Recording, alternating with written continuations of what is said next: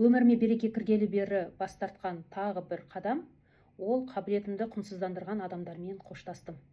Яғни менің білімім мен уақытымды тегін ресурс ретінде пайдаланғысы келетін адамдармен қоштастым. Ұзақ жылдар бойы еңбек еткен жерден кету оңай болған жоқ әрине.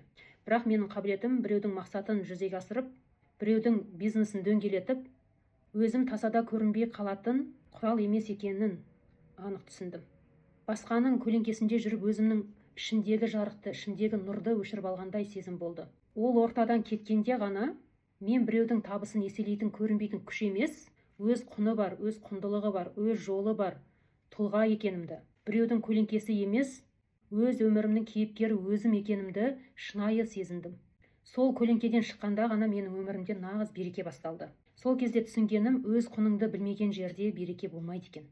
Қашан мен өзімді бағалай бастадым, әлем маған сол құндылығыма сай жақсы адамдарды кездестіре бастады. Және соған сай ризығымды бере бастады. Кейде өсу үшін, даму үшін, өзіңді тану үшін ескі есіктерді жауып, жаңасын ашқанымыз абзал екен. Ал сіздің айналаңызда сізді алға тартатын адамдар көп пе? Әлде тек қана еңбегіңізді пайдаланып жүрген адамдар көп пе? Пікірге ой бөлісіңізші, мүмкін сіздің пікіріңіз өзгелерге пайдалы болып қалар.